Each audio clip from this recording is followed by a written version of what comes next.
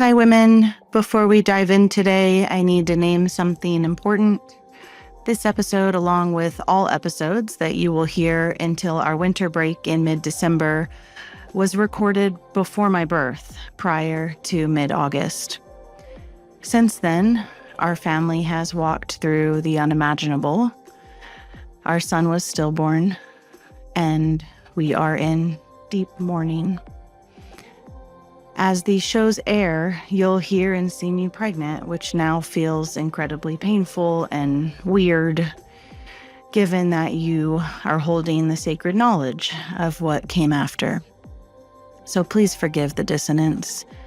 These stories still deserve to be shared and heard. We welcome your prayers, your loving thoughts, and your support as we navigate this spiral of such deep grief.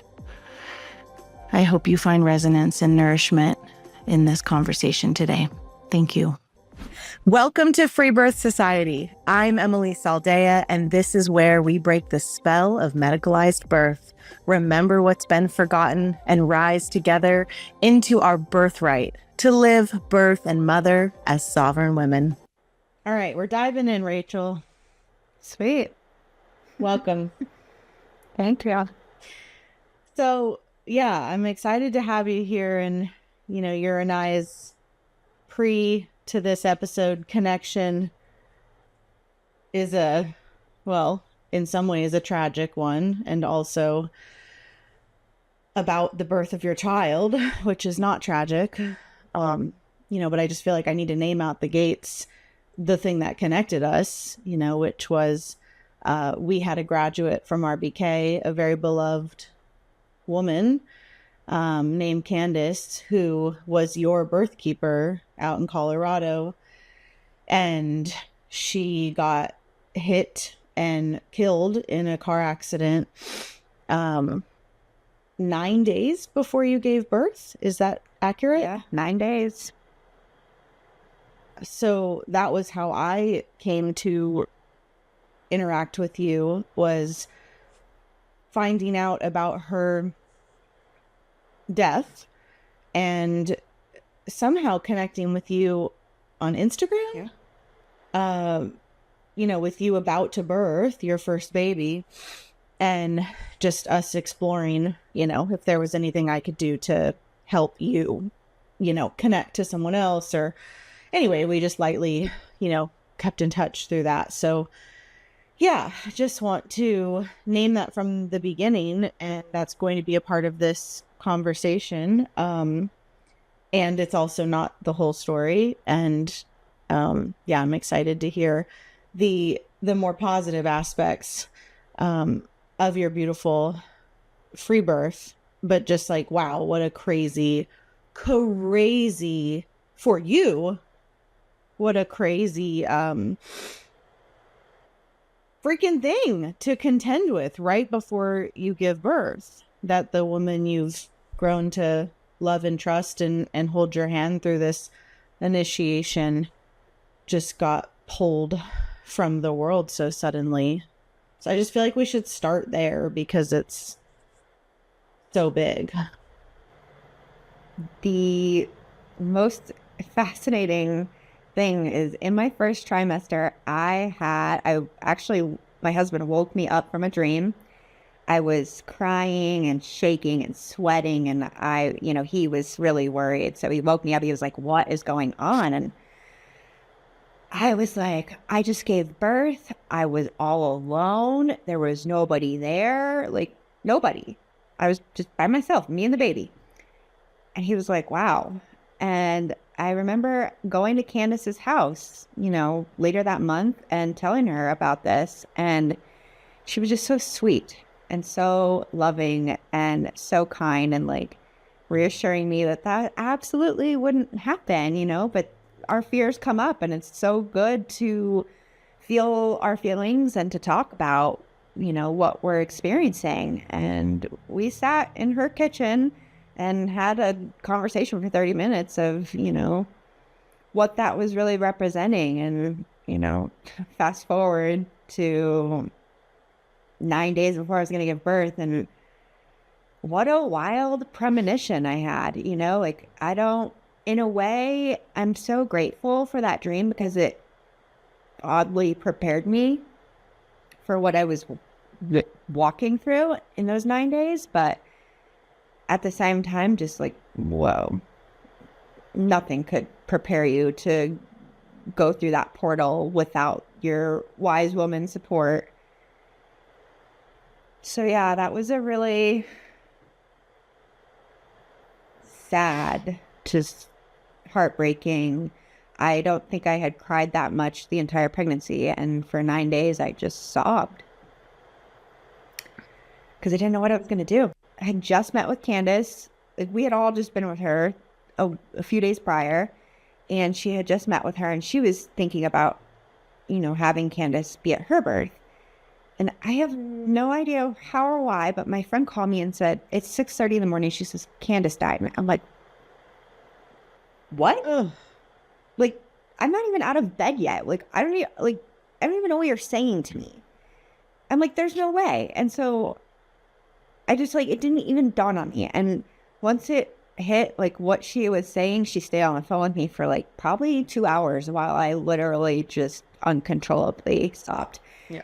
And then I was like, I have to pull myself together because I'm going to go into labor if I continue down this path of hysteria that I'm on. And so I need to get outside and get some fresh air and take a deep breath and,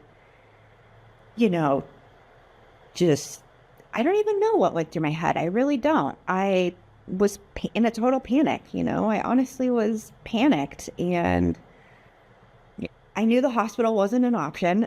I knew I was very headstrong of, under no circumstances for me personally is the hospital an option. I live in a rural area. I've had a very traumatic experience growing up with my mother working in an OBGYN office, and I had to unpack a lot of trauma from, that alone throughout the whole pregnancy, that I just wasn't going to a hospital. And I had a dear friend who had Freebirth, who introduced me to the Freebirth Society. And, she had said, I'll be there. You just call me. And I was like, okay, I don't know, and I started putting some feelers out there because I just needed to know what my options were even. And I contacted one of Candace's cohorts. Her name is Audrey. And I had gotten a wild pregnancy journal from her many months ago. So I kind of knew her, and she knew Candace. And so that felt like a really safe place to start of do you know anybody? Or I'm just beside myself right now, and I don't really know why I'm reaching out to you. And I'm not really sure if that's how you and I ended up getting connected, but, shortly after that, you and I started talking, and then it was just these floodgates opened of women just pouring through my field of one after another. And I'm interviewing and I'm talking, and some came to my house. Yeah, I had a few women locally who work as birth keepers who worked with Candace call me and say, hey, it was actually a really fascinating story they shared. Candace had left a prayer circle with these women, and the last words she spoke at that circle is she had asked everybody there to pray for me, and that I had a swift, easy, beautiful birth.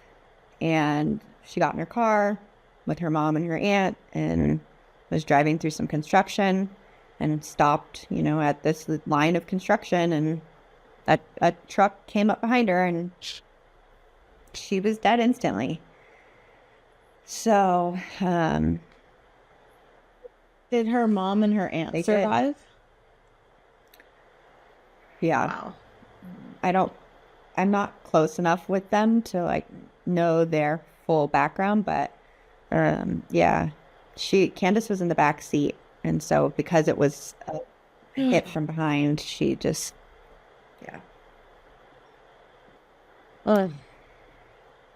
Yeah. And so I had all these women just So, kind of pouring in, and so many amazing stories and so much just heartfelt connection was happening. And I just remember thinking to myself, like, I watched our cow give birth earlier in the year. I think I'm just going to go in the field with the cow. We call her Mooma, and, she seems like a pretty good birthing companion. Maybe I'll just give birth with the cow. And none of the women just felt right, they were lovely and wonderful, but I couldn't imagine having my birth disturbed in that way. I mean, it had already been disturbed in a sense, but to have it disturbed in the process of having somebody there that I didn't know, that I hadn't built that relationship with, didn't feel right. that's a lot. That's a lot to attempt to forge in a very short time. So, what did you decide to do? What is the pivot? What is the new vision? Yeah, I don't really know that I ever came to one. I literally for 9 days was just praying about what to do and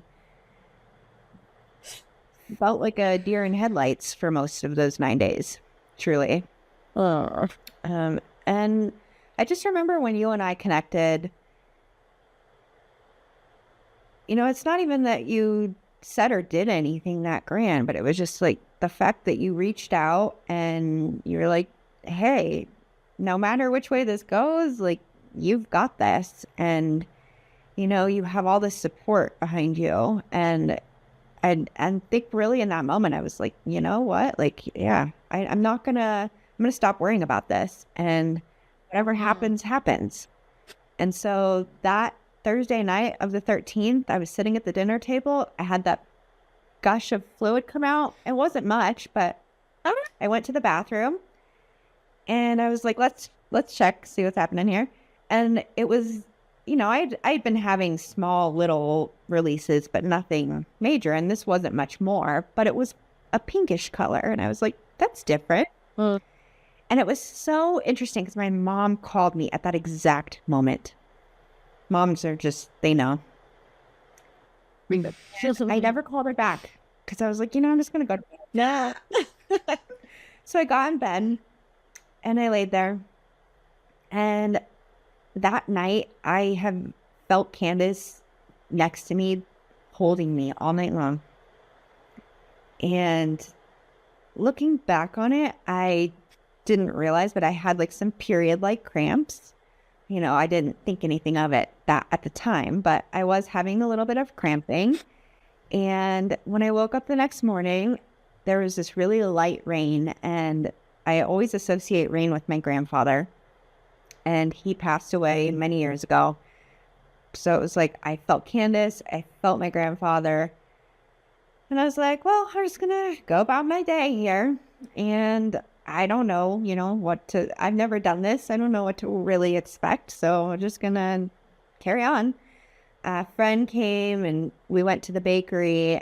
And well, actually before that, I went outside to milk the cow. And I do that every morning.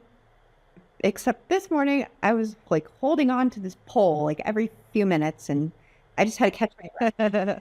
And our neighbors had come to help us. They knew we were in a birthing window, and they have 6 children. So they came to help milk, and they kept looking at me, and they're like, "Are you okay?" I was like, "I'm fine."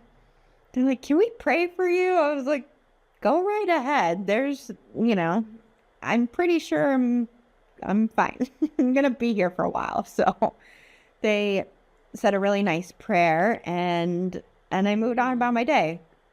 I'm at the bakery with my friend and we were in line and I just kept having to like hold on to the counter every few minutes just to like, take a deep breath. And everyone around me is like, "Hey, Rachel, what's going on?" I'm like, "I'm just here to get some bread." I went to the grocery store. I don't even know what I went there for. I literally ended up getting limes. Like, I don't even know why I was there. But while I was there, I had a huge burst of fluid release. And I was like, oh, okay. I'm going to go home now. I went home and Like, did you get it on the grocery floor? I actually had a pad. I put a pad on because of the fluid from the night before. So luckily, my You caught it. pad caught it. But I had, Thank God. seriously, what's really funny is it must be something about that grocery store because my friend, her water broke at that store too, like a year prior. Oh, that's funny. Yeah. Well, Cute. I go home and my friend is like, can I do anything to help you get ready? I mean, I'm like home by myself, my husband's at work. Like, can I do anything for you? And I was like, nah, there's nothing to see or do here. Like, it's no big deal. Yeah. She's like looking at me like I'm half crazy. And I'm looking at her like she's half crazy. And I was like, okay, you know what? We have this bathtub and the sides are really, really high and it's super hard for me to get in and out of. If you feel like you have to do something, please clean my bathtub. So she happily cleaned. And I went and I stacked some towels by the bed. And I'm like, what more do I need? I had my whole day planned. I was going to make a roast. I was going to bake a cake. Like, I was busy. So she left.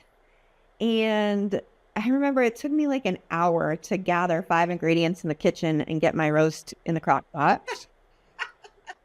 You're high as a kite. Like, so high I don't even understand, like I literally have Right. no clue what's happening. And the doula that worked with Candace I'd been texting with her and she's like, oh, it seems like it's coming along, I can come over anytime if you want me to.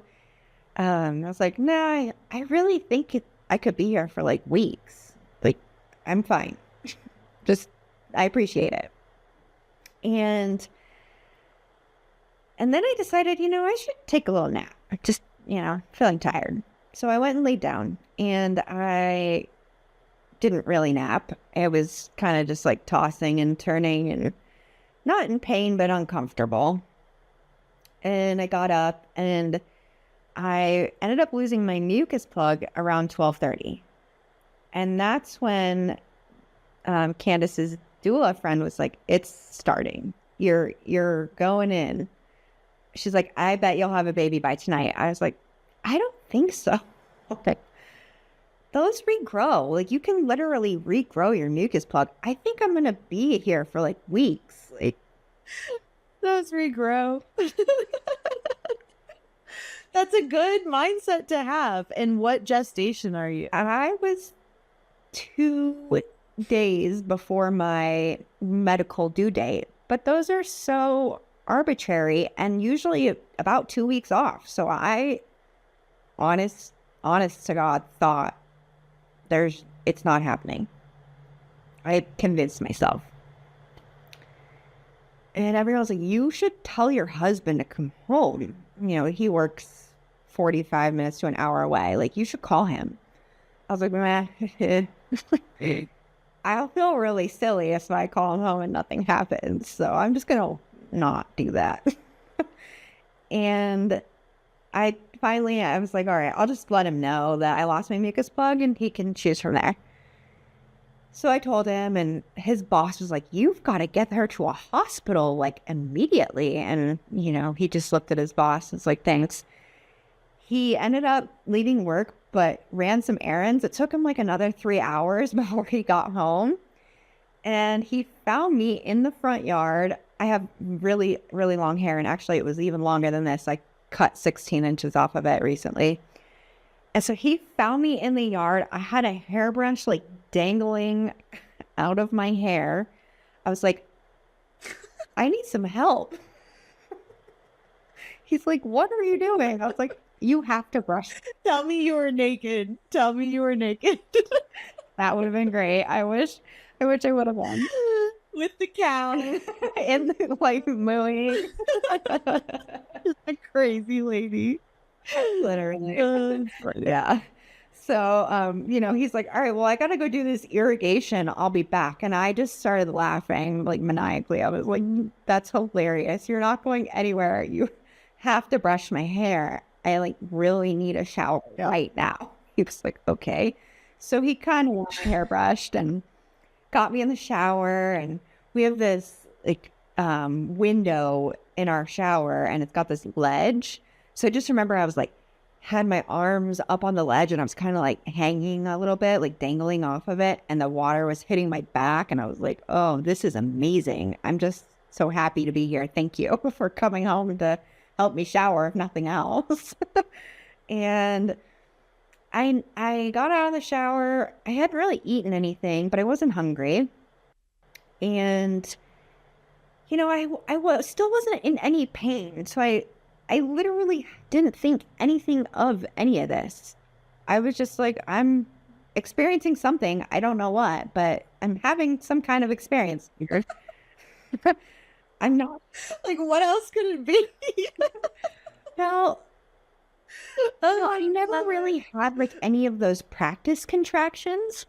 So I just assumed that this was nothing. Like I was just having a moment of, I don't know what. Like, I think from all the trauma I heard from my mom working in an OBGYN office, like I was expecting this like onslaught of pain or like some kind of like Totally. more than just like feeling high, honestly, like walking around in a hay. And like enjoying a hot shower. Yeah, I was like, there's no way this could be it. Like, this is lovely. I'm having a fun time here, And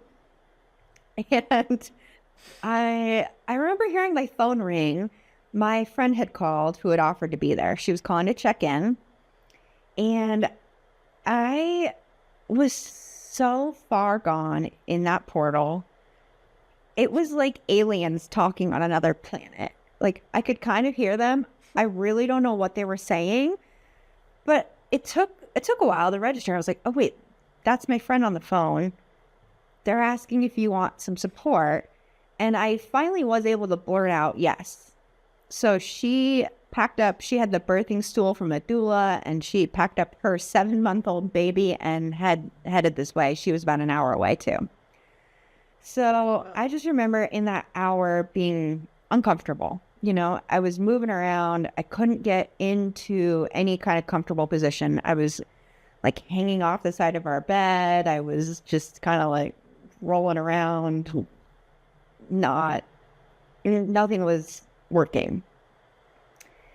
And then my friend shows up and she brings this birthing stool.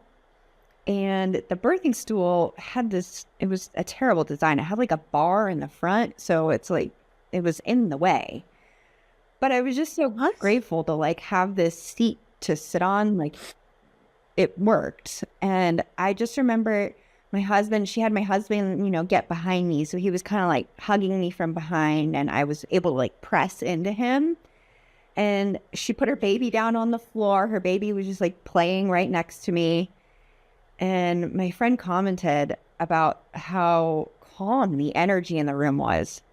Her first birth was like 57 hours of agony. And even her second birth, I think, was much shorter, but still like a, intense display. And I was just kind of tripping. Like literally, my vision was fractaled. I was on another planet, like having a good old time. And so by the time she got there and got me on the stool, she's like on the floor. She's got her feet pressing into mine. And, she's like, just keep pressing into my feet. And I have him behind me. So I feel like really braced and supported. And then all of a sudden I was like, you guys, you got to get me to the toilet. I have to poop. Like, really. And I reached down for some reason and I felt down there and I was like, wait a minute. I haven't seen my vagina in several months, but there's no way that is anything other than head of hair. And my friend looked and she's like, the baby's like right there.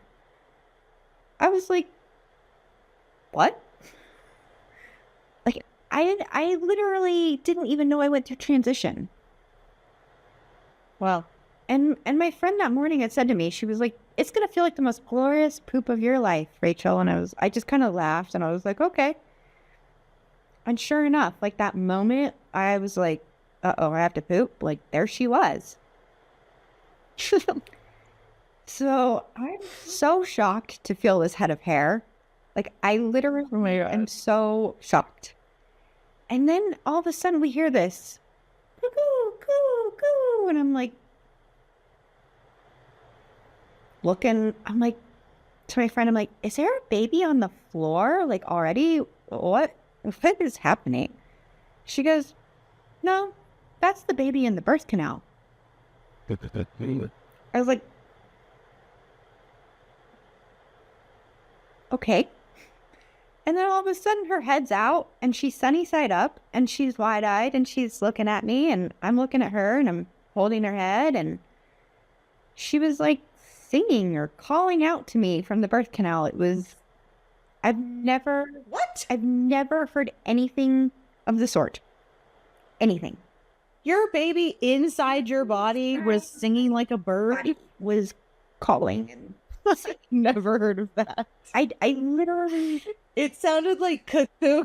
literally, she wasn't crying. It was like a, like a call, like calling out. I can't, what? How is that even physically? But her head, like her mouth was out of your vagina? Not yet. She was still in there. But like, we all heard it. I wasn't just the only one tripping. Like, everybody heard it. Do you have this on video? I wish, like, I didn't want it. Nuts. But now, because of what happened, I would any. Well, you didn't know your unborn child was gonna sing. No, but I did, because my last dream in pregnancy was that she came out talking in full sentences, and that she had the world's longest eyelashes. And she Okay. Wow. has the world's longest eyelashes, and in some sense, she was talking. Yeah. Singing like a little bird. Wow. Okay. How is that even And possible? I have no idea. I've literally never heard that in my life. I love it. So you can see her because you're on the stool. Mhm. So she's coming out and you can see over your belly Mhm. and she's facing up at you, Yeah. serenading you. Serenading me, wide-eyed, like totally calm and peaceful. Like, we're just embracing each other's soul, like, connection. I was like, okay. And, I had said, like, nobody touch her. I want to be the first. And so I was, I had my hand on her head, and then my husband came around and put his hand there. And I mean, I never really even pushed. Like, I legitimately was so baffled that I now have a baby's head in my hand.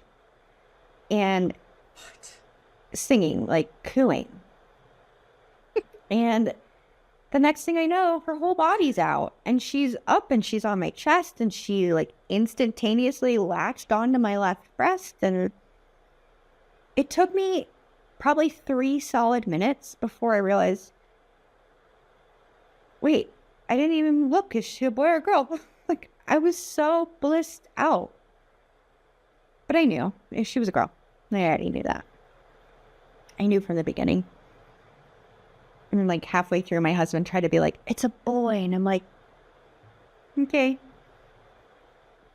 They do that. Which is funny because he really wanted a girl. So yeah, she was there and perfectly formed and happy and healthy. And she had a, I guess they call them like a stork bite. She had a little red mark on her right eye. And my mom, when she got there, was like, that's an angel kiss, right? And I was like, oh, really? So I, assigned the meaning that Candace gave her a kiss on the way out, which totally is really sweet. So it was, this 9-day whirlwind of the lowest of lows of this tragic death of Candace to this wild, I mean, from the time my waters fully opened to the time she was there was like 8 hours. It was nothing. I was just had a baby. Like, it was no big deal. And I never felt any like pain really. I mean, it was intense, these waves were intense, but they were not painful. I wasn't like, never at any point was like, I can't do this. I just was like, I'm going to be here forever. And And then she was here. And then what happened? And how many people get to like say that they saw their best friend be born? Her little 7-month-old friend was just right there watching the whole thing. So that was pretty sweet. And it probably about 30 minutes later, my friend was like, hey, you should think about birthing the placenta. And I was like, what? Kind of like jostled me back down to earth a little bit. I was like, oh, yeah, this isn't over. So I just, tried to do a few different, I thought I was going to cough and it was going to come right out. That didn't happen. I, moved around a little bit. Nothing seemed to like do anything. I remembered a podcast with you and Sister Morningstar where you talked about tractioning the cord, as long as it's the mother doing it and giving a gentle tug. So I tried that. It didn't work. And the bath was cleaned and drawn. So I was like, well, let's get in the bath and just change up the energy for a minute. And my friend fed me the roast and made sure I was hydrated. And I mean, we're talking an hour and a half later, nothing was happening. So I was like, well, I'm standing in the bathroom. The baby's still connected through the cord. He's holding her. And I just remember like praying. I'm like, praying, please, like, let this be complete. I want to go lay down. And it was, I don't know, 8 or 9 at night at this point. I'm like ready for bed. And nothing's happening. And I'm like pushing and roaring and like actually working for the first time in this whole birth. Like, yeah, finally I'm doing something. And it just wasn't coming out. And I don't know, everyone started to panic a little bit of like, oh, you have to get it out right now. And I was like, why? Like, I don't like this energy. Like, leave the room if you can't handle it. But like, I'm not done here. And I'm not inviting that into my space. There's nothing to worry about. And I was just standing there. I had the bowl between my legs. I finally just roared this thing out. But it was a lot of work and a lot of pushing and a lot of tractioning on my cord. And it was intense. Like, that was honestly the most painful, intense part of the entire birth. And that part was not fun. And I just remember feeling such relief once it finally came out. And all this blood came gushing out with it. And I was like, it literally looked like a bloodbath in my bathroom. I was like, I'm just going to leave all this here and get in the shower and then go lay down. So I did that. And I ended up having like a pretty long recovery. I didn't tear. But I feel like it had to do with the placenta and birthing the placenta. So like kind of aggressively, it wasn't just like, I feel like I didn't just let it come on its own. So in hindsight, do you wish you had approached it differently? I do. Even now, 13 and a half months later, I still feel tenderness in my womb. And I don't know if it's, because of that or not, but I do wish I had just let it happen. I love the pod. So I was listening to another interview. One of these women, I don't totally remember, she birthed really early in a third world country, I think. And she ended up, like, her neighbor, I don't totally remember the story, but somebody like had her pee after giving birth, and then she was able to get the placenta out. And I was like, oh, I never even thought about it. I didn't even like feel like I had to pee. I didn't go. So, who knows if that would have changed anything, or if I would have just like not worried about this arbitrary timeline that I thought I had to get it out quickly, and I just would have let it happen on its own, if my healing would have been different. But it's obviously something that I think about, and wonder like, oh, I had like this peaceful, I wouldn't say like joy, bliss, but like there wasn't pain, you know, like I had such an easy experience birthing my daughter, and then to end it with such a like intense roar to get the placenta out was so different, you know? Yeah, I'm wondering, like, playing out the different scenarios. It's like, okay, so one possibility is it was genuinely still attached to your uterus and you pulled it off. That's possible. Because it was at what, an hour and a half, 2 hours postpartum? Yeah. Okay, so that's possible. And then another option would be that it was suctioned over the cervix. Does that make sense when I say that? Yeah, it's possible. And so really having to pull and work. Trying to think if I have any other theories. Because I know that many women are surprised by how effortful the placenta delivery can be. Obviously, the spectrum is so wide, and, you know, I've seen women literally look down and be like, oh, it's out. And like they didn't even feel it. That'd be, you know, on one end of the spectrum all the way to what you're describing. Yeah. And so it's all normal, but yeah, I do wonder if, obviously we'll never know, but like I wonder if it just wasn't fully detached yet. And if you just needed another 15 minutes, 30 minutes, I mean, who knows?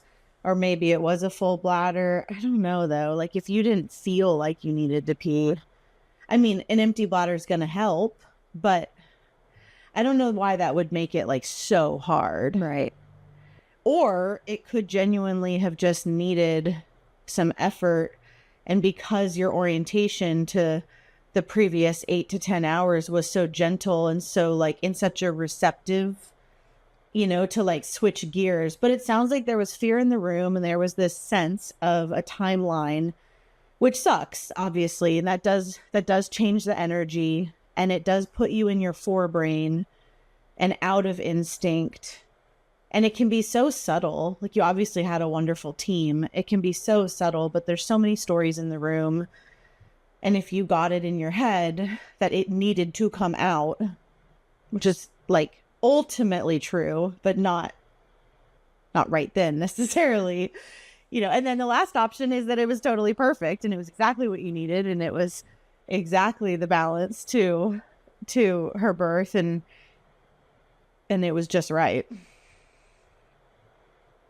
But you felt fine. And so for women listening who are like new to all of this DIY stuff, you know, it is a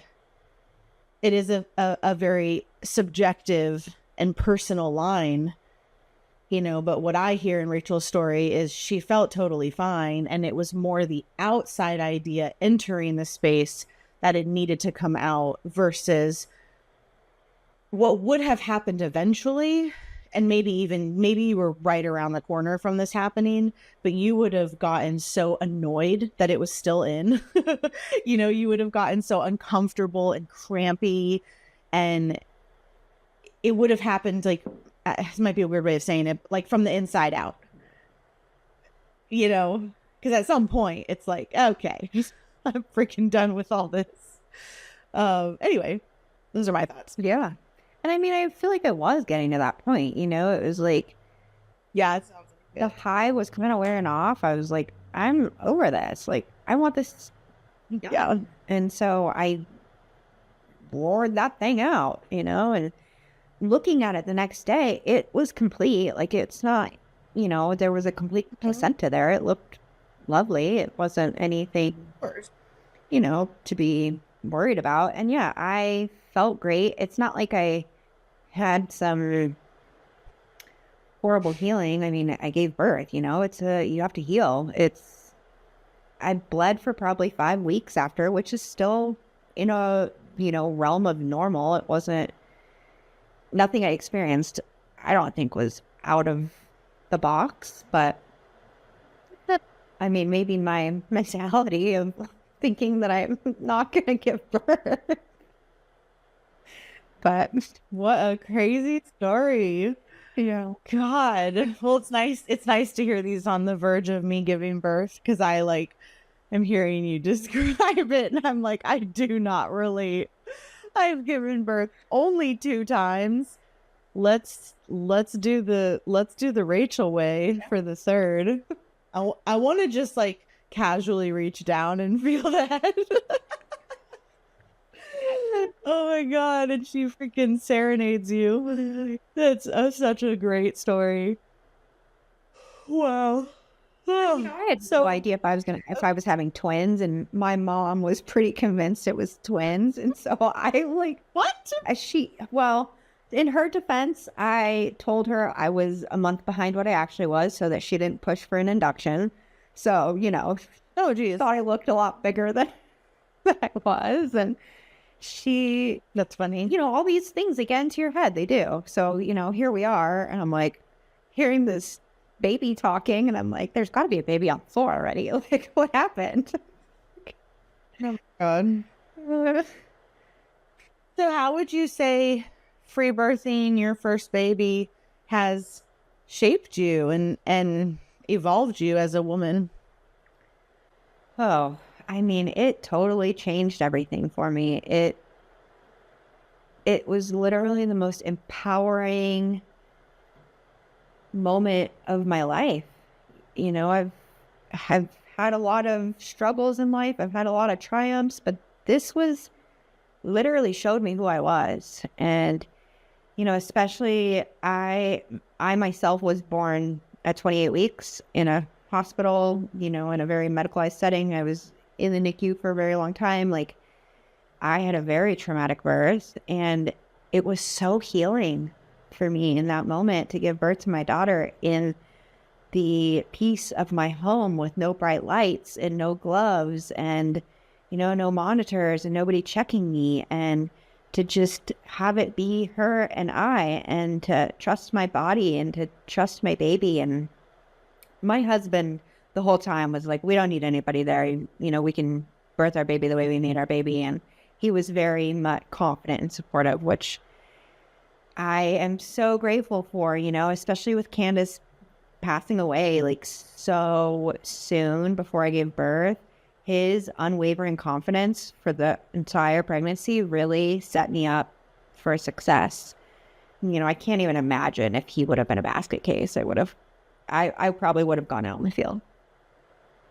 But yeah, it just, and seeing my mom was, my mom, she doesn't understand physiological birth. And it took me being pregnant to like really get that. And, she was so concerned about who was going to deliver the baby and who was going to deliver the placenta. And I said to her, the baby is not a pizza. The Domino's delivery boy can't help me. And she just couldn't wrap her brain around it. And I remember when she showed up like a day, 2 days, 3 days after I gave birth, and just seeing her, it just was such a healing moment. Nothing needed to be said, but just her seeing me at home with my baby, it was just like, she got what she didn't get to have finally, through me in a way. And I remember my grandma, when I was still pregnant, had said to me like, oh, well, so-and-so gave birth in their barn back in their day. Like, so she had a memory of somebody in our family having their baby at home. And she goes, yeah, and her sister was her midwife. And he goes, oh, I didn't know that, so-and-so was a midwife. She goes, she wasn't. She was just literally there and attended the birth. And it really like made so much sense to me. I was like, well, that's what happens, of course, before all the hospitals and the doctors and the poking and the prodding, like you just did it. It was a normal thing. And to be able to like bring that back into my family lineage was the most wonderfully empowering, like joyful thing I think I could ever do in my life. And it's life-changing. Like, I just remember wanting to like shout it from the rooftops afterwards for so long. And I wanted to tell everybody like, hey, you can stay home and have a baby, and it can just be like no big deal. And you don't even have to know you're giving birth, and it'll happen. Like bodies do that, babies will be born when they're ready. And that's the miracle of women. And I went to the mom's group a few months after in my local town to like share my story, and I got ostracized for it. And they did not. Oh, I remember. Yeah, they did not. It was a mom's group, not like a birth worker group. Well, you know, the woman who runs it is a certified whatever doula, but she calls it a mom's group. Gotcha. So she's But it's trying to a hybrid. clients really, and you know, I Yeah, was yeah. really Smart. affecting her business by coming in there saying like, hey, if you don't want this, You don't need her.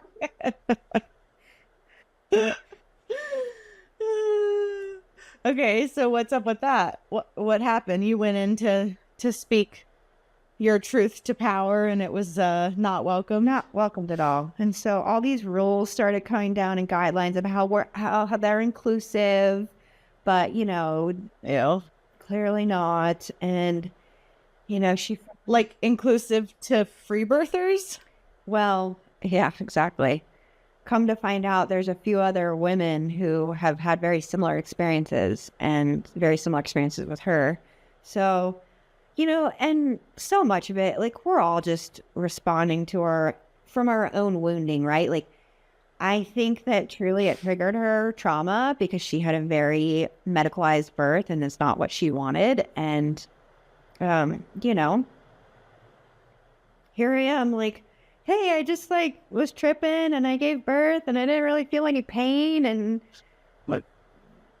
there it was, here I am with my baby. And, you know, I had a wild pregnancy. I never had an ultrasound. Like nobody checked me. I trusted my baby was safe. Like, you know, she conjured up this whole story of some blood condition she had, and it created a cascade of ripple effects for her in her birth.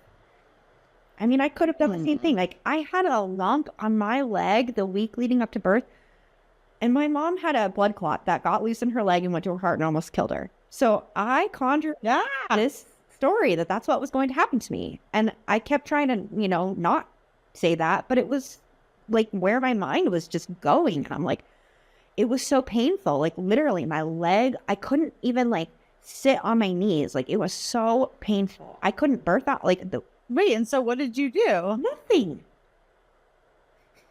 I just did nothing. You had a I baby had a baby. and it went And away? it went away. You are totally allowed to notice something in your body and let it ride. You're like allowed to do that, you know, and that doesn't mean someone else should or shouldn't do that. There's lots of ways to skin a cat. Terrible expression.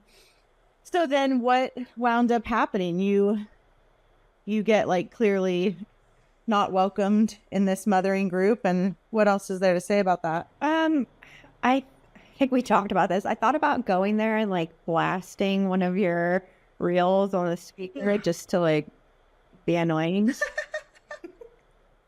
Like in High Fidelity, just holding up the podcast I mean, on a boombox. You know, they already see me like that, so why not play the role? But ultimately, I was like, boring. These aren't my people, clearly. Yeah, exactly. And I don't need to waste my time and energy on them. So I left the group. She did chase after me, opened my car door, and was like frantically like screaming in my face. And it was really weird. And I get it. Like, Candace, you know, this whole thing is like wrapped up in a trauma of Candace passing away. So, you know, she's like, Candace was my friend. And she was just like hysterical, you know, and it was sad. But like, she's coming at me and my brand new baby. Yeah, what does that have to do? Hey, like, you're touching my personal property, back away. Leave me alone. Whoa. Like, and yeah, I just never went back to that mom's group.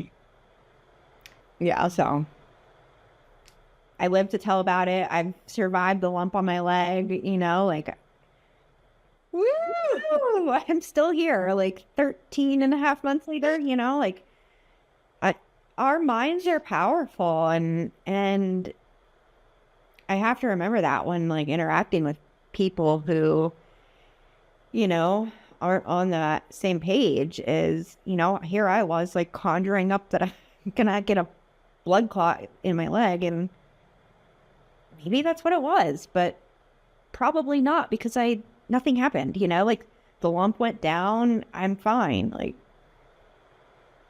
I had already had a really not, I don't interact with the medical system for a reason. And 2 weeks before we conceived, I crushed my foot.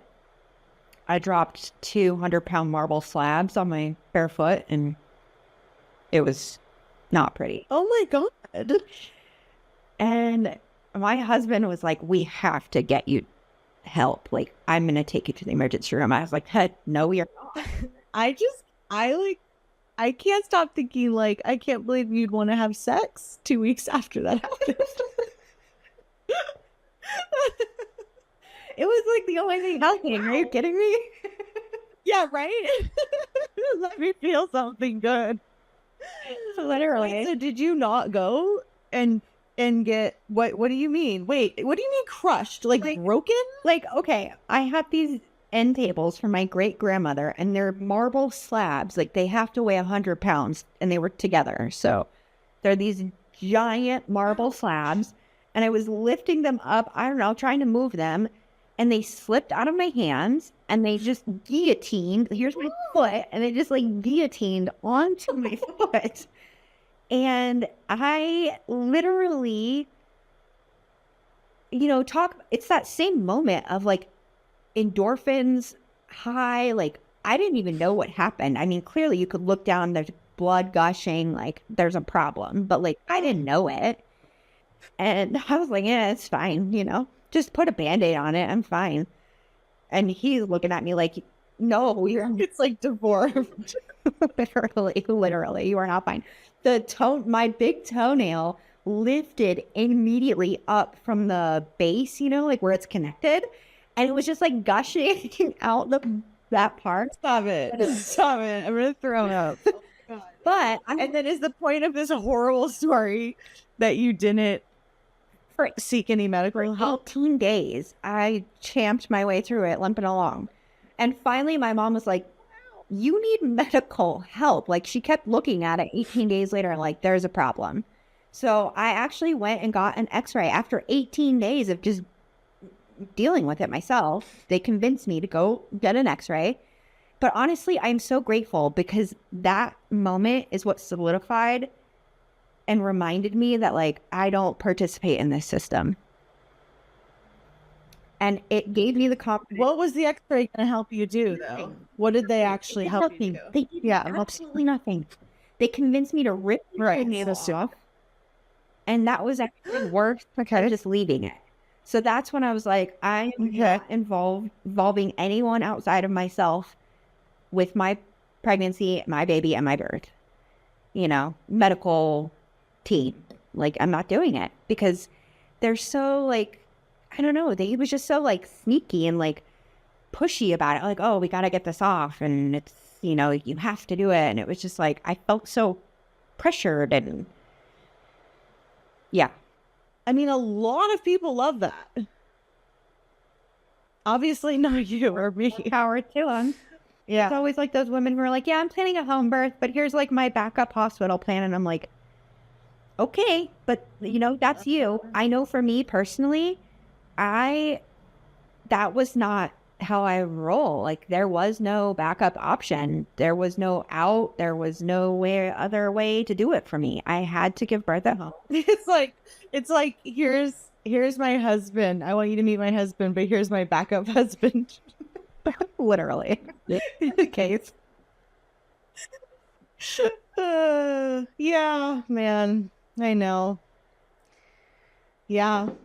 But I think for women like you, you know, there's just so many different relationships to this stuff, and there's such a spectrum and untangling, and everyone is moving their own needle at their own pace, you know, and like, you can say the same thing and actually mean it in this completely different, you know, from a completely different layered unconscious way. I don't know how to articulate it, because I agree. I mean, I agree. Yolanda and I talk about this all the time. That's just like, man, I just like don't relate to so much of the common orientation, you know, or the drama stories about our body and the savior, you know, the seeking the savior, and just all of these really hardcore, common groomed internal stories that we then, or that people who are still into that, you know, play out and use birth to play these things out. It's all so dramatic. Oh, I mean, I thought it was going to be one of them. It was one of my biggest fears in my early pregnancy is I knew the medical system wasn't an option, but I was also really afraid that I was going to create some crazy drama story. In a way I did. It was just like in a whole other realm of like, I don't even know giving birth. And, you know, yeah. And I just need to say on record, I am not pretending I don't create drama stories in my life. Like, we all do. We all do. But, you know, it's like, yeah.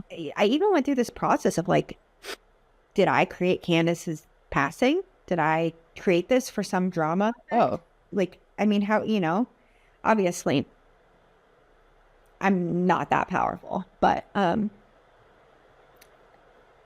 I was in a really tender place. The mind is allowed. Yeah, the mind is allowed to come up with creative nonsense. Oh, and that it does, you know, and especially like after giving birth, you're just so open. And then I was like missing my support. You know, my mom was there, but my mom's experience of birth was in a hospital, in a NICU. Like she saw me through a box, like stuck her hand through this box. Like she had no idea. Like I was having a really hard time breastfeeding, and that's when I missed Candace the most. I was like, wow, I'm really missing that support. How long did it take you and your daughter to find your flow with nursing? Oh, I mean, those first 3 days were so hard. I thought I was going to give up. My nipples were cracked and bleeding. It was so painful. I didn't think I could do it. My mom showed up. She brought nipple guards, which I had never even heard of, but she's like, it'll help. And it did. But I didn't know anything about them, and I just kept using them because they were helping. And my daughter didn't gain weight the first month. And I finally was like, I need to find some support. And I found a lactation consultant, and she came over and she was like, whoa, you got to stop using these nipple guards. And as soon as I got weaned myself off those, everything was fine. You know, again, it was just like. So how long did it take you guys? 4 or 5 weeks? Yeah. Yeah. And had I had just pushed through and gotten off the nipple guard sooner, it would have happened a lot sooner. But, you know, I was. Yeah, but you didn't know. I didn't know. But you also didn't do anything wrong. I mean, your baby's fine and you did find your flow. You know, like that's important. And I think, you know, for any new moms listening, or if you're brand new to nursing right now, listening to this, you know, it is my experience of being in birth work for, you know, 20 plus years, that it is often quite challenging and awkward and weird in the beginning for lots and lots of moms and babies. But if you stick with it and keep it simple, by 6 weeks, you're smooth sailing. Like for the vast majority, by 6 weeks, you will be the mom that's just like, oh, and just throws her boob in the baby's mouth wherever you are. But most women don't know it might take 4 to 6 weeks to find that flow. So I think that's important to hear. Yeah, absolutely. I mean, I had no idea, you know, and I was so quick to give up because my grandmother was told her milk never came in and just to not even try. So she didn't nurse. Mm-hmm. My mom's milk dried up pretty quickly. So she, right.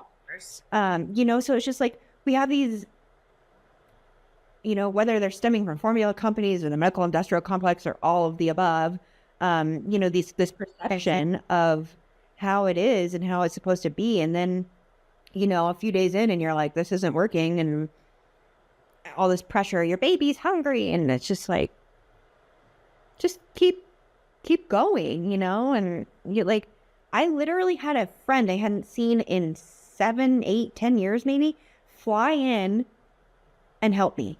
She was massaging my breasts.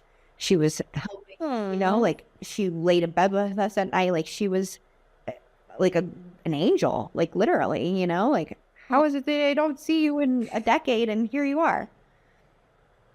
So I love friends like that.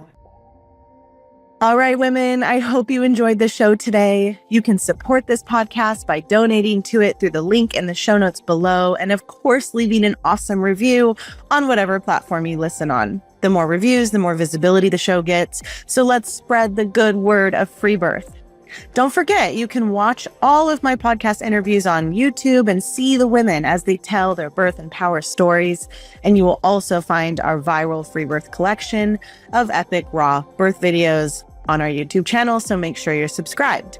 We always have a lot going on at Freebirth Society, and you can find out about all of it at freebirthsociety.com.